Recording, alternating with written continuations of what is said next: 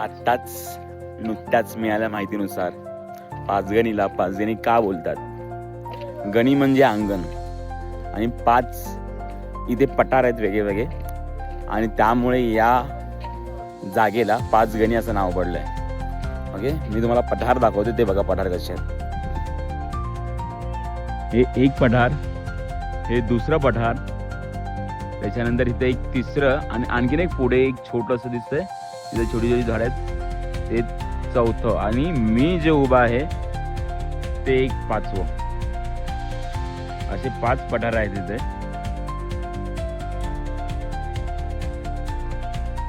आणि म्हणून या पठारांचं एकत्रित नाव म्हणून पाचगणी असं या ठिकाणाचं नाव आहे.